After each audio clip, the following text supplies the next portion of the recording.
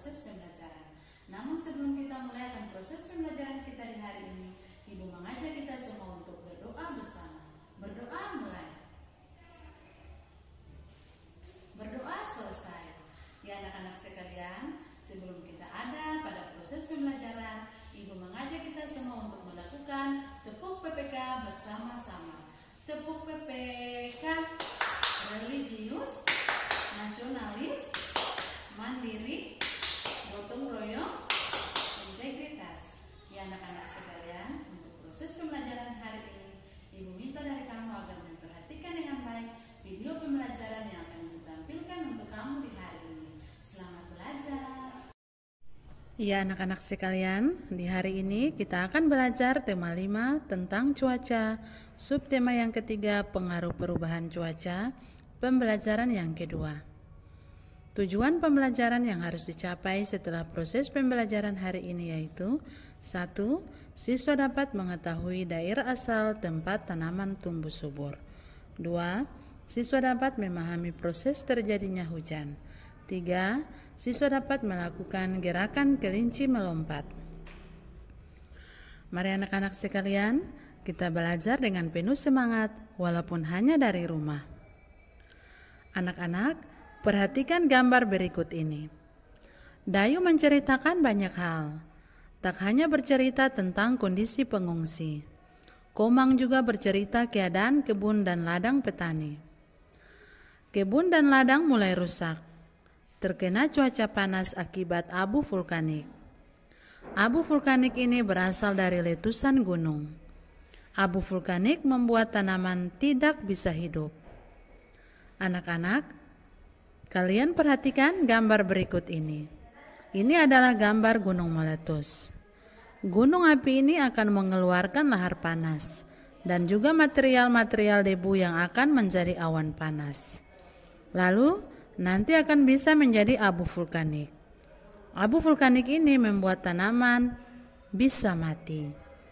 Anak-anak, jadi kita tidak boleh berada di dekat gunung meletus. Biasanya kalau ada gunung meletus, ya kebanyakan warganya harus mengungsi. Siti mengajak teman-teman berdiskusi. Tanaman apa yang tepat ditanam pada daerah dan musim tertentu? Diskusi dimulai dengan mendata asal daerah dengan tanaman khasnya. Berikut ini ada percakapan antara Edo dan Siti. Tanaman apa yang banyak tumbuh di daerahmu, Edo? Tanya Siti. Di Papua banyak pohon sagu. Kalau di daerahmu, tanaman apa yang tumbuh subur, Siti? Di Sumatera Barat, daerah asalku, padi tumbuh dengan subur. Lalu kata Edo, aku akan bawakan papeda untuk kalian. Papeda makanan khas Papua yang terbuat dari sagu. Anak-anak sekalian, di sini kamu bisa buat tabel tanaman yang tumbuh subur di daerah asal masing-masing. Di sini Ibu sudah memberi beberapa contoh. Misalnya yang pertama, ya, namanya adalah pohon sapu tangan. Ya, tanaman ini berasal dari Riau. Yang berikut ada pinang merah, tanaman ini berasal dari Jambi. Berikutnya ada bunga puspa. Tumbuhan ini berasal dari Bangka Belitung. Berikutnya lagi ada pohon nyamplung. Ya, tumbuhan ini tumbuh subur di Jawa Timur. Yang berikut ada pohon waru. Ya, tanaman ini berasal dari Bengkulu. Yang berikut ini adalah cempaka kuning. Cempaka kuning berasal dari Aceh. Yang berikut pohon damar. Pohon damar banyak dijumpai di Sumatera Utara. Yang berikutnya adalah pohon kayu manis. Pohon kayu manis ini berasal dari Sumatera Barat. Yang berikut ada pohon duku. Ya, pohon duku berasal dari Sumatera Selatan. Kalau yang ini hampir sama dengan duku ya anak-anak. Nah, ini namanya pohon kepel. Ya, pohon ini atau tanaman ini berasal dari Jawa Tengah. Anak-anak, senang ya memiliki teman dari berbagai daerah. Kekayaan daerah juga memberikan kekayaan hayati bagi kita. Berbagai hasil bumi dari tiap daerah dapat kita nikmati. Anak-anak, rencanakanlah acara makan bersama dengan teman-teman. Masing-masing membawa makanan khas daerahnya. Lalu saling berbagi dan mencicipi. Hal ini akan membuat lidahmu makin kaya akan rasa dari makanan yang ada di Indonesia. Anak-anak, hari makan bersama pun tiba. Setiap anak sudah membawa makanan khas daerahnya. Edo membawa makanan pokok berupa papeda. Siti membawa makanan pokok berupa nasi. Teman-teman lain membawa lauk pauknya. Beni dari Manado membawa ikan dengan sambal dabu-dabu.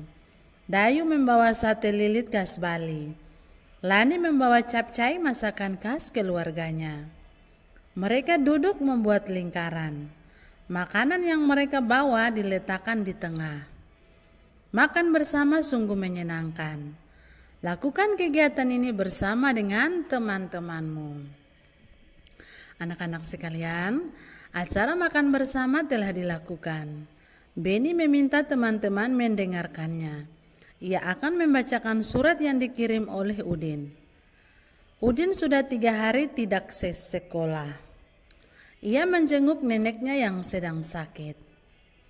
Inilah isi surat Udin untuk Beni. Lembang 10 Agustus 2017. Halo Beni, apa kabar? Aku sedang berada di Lembang, Bandung. Kami sekeluarga menjenguk nenek yang sedang sakit. Rumah nenek dikelilingi kebun sayur mayur yang luas. Beraneka jenis sayur ditanam warga di sana. Ada brokoli, tomat, cabai, dan sawi. Hanya saja beberapa hari ini hujan turun sangat lebat. Banyak sayur yang tidak bisa dipanen. Kasihan para petani, mereka mengalami gagal panen.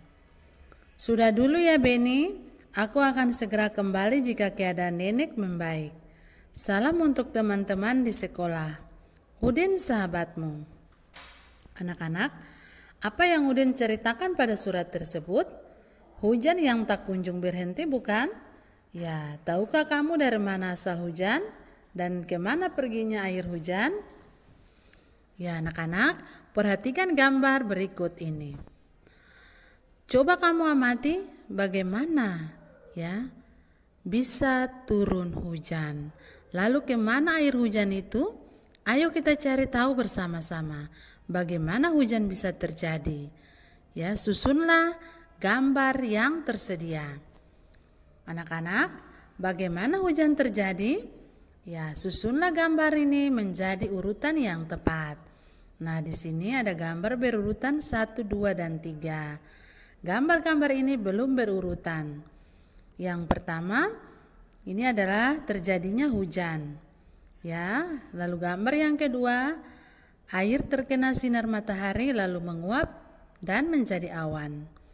Lalu gambar yang ketiga, ya, ini adalah awan yang menggumpal, ya, menjadi mendung. Nah, anak-anak, menurut kalian, kalau diurutkan peristiwa terjadinya hujan, ya, itu seperti apa ya? Ayo kita urutkan bersama-sama. Ya, yang pertama gambar nomor 2 di sini, airnya menguap menjadi awan. Lalu setelah itu gambar yang ketiga, awan berkumpul menjadi ya kelabu atau awan menjadi mendung. Ya. Lalu gambar yang pertama, awan itu akan menjadi titik-titik air dan turunlah hujan. Nah, inilah yang disebut dengan hujan atau siklus hujan atau juga bisa disebut dengan siklus air. Anak-anak, apakah kegiatanmu berubah saat terjadi perubahan cuaca? Ya, tentunya sangat berpengaruh sekali ya terhadap kehidupan manusia. Sekarang kita akan bahas lebih lanjut tentang terjadinya hujan. Ya. Nah, terjadinya hujan ini dimulai dari proses yang namanya evaporasi yang disebabkan oleh sinar matahari. Anak-anak, evaporasi adalah air yang terdapat di sungai, laut, atau sumber lainnya yang mengalami penguapan karena panas matahari. Nah, ketika air itu menguap, maka air itu akan naik ke atas berupa uap air. Anak-anak, selanjutnya ada juga proses yang namanya kondensasi. Kondensasi ini akan terjadi akibat hasil uap yang sudah naik, ya.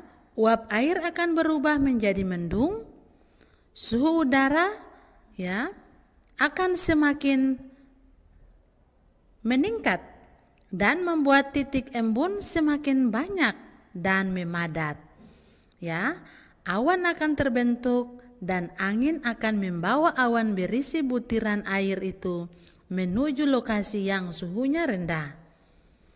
Anak-anak, awan-awan tersebut akan berkumpul menjadi awan besar, ya, yang berwarna kelabu. Awan itu akan berubah menjadi titik-titik hujan yang turun ke bumi. Lalu air hujan itu akan turun dan mengalir ke sungai, danau, dan sebagainya. Dan biasanya air itu biasa dipakai untuk, ya, semua jenis kebutuhan manusia. Anak-anak, air sungai, danau akan mengalir ke laut dan akan mengalami proses evaporasi lagi. Terkena sinar matahari lagi sehingga terjadi penguapan, lalu terjadilah kondensasi lagi. Ya, begitu seterusnya anak-anak. Itu yang namanya dengan siklus air atau siklus hujan. Maka akan disimpulkan bahwa air tidak pernah akan habis karena mengalami siklus air melalui peristiwa hujan ini. Ya anak-anak, jadi anak-anak harus ingat kesimpulannya adalah panas matahari membuat air laut atau danau menguap, ya, dan uap air terkumpul di udara dalam bentuk awan. Awan yang terbentuk menjadi semakin besar. Lalu butiran-butiran air akan jatuh dan terjadilah hujan.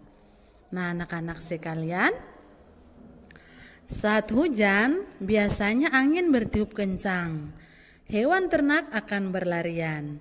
Bahkan ada hewan yang meloncat mencari tempat berlindung. Gerakan kelinci meloncat terlihat menggemaskan. Ayo kita tirukan gerak kelinci meloncat. Yang pertama, berdirilah tegak, ayunkan tangan ke belakang. Yang kedua, dorong ke depan dan bungkukkan tubuhmu sambil menekukan lutut. Yang ketiga, meloncatlah ke depan dan mendarat dengan baik. Yang keempat, saat mendarat, posisi tubuh tegak dengan tangan direntangkan. Bertahanlah hingga hitungan 1, 2, dan 3. Yang kelima, setelah itu berdiri sempurna.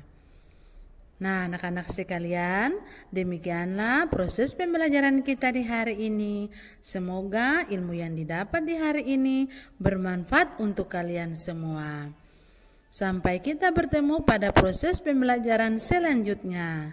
Tuhan memberkati.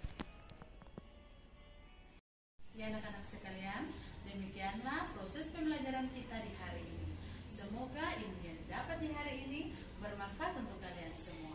Ingat protokol kesehatan dengan selalu memperhatikan kesehatan diri dengan cara rajin memakai masker, rajin cuci tangan, selalu menjaga jarak, hindari kumpul rame-rame, dan tetap rajin berdoa. Tuhan memberkati kita semua. Tabea.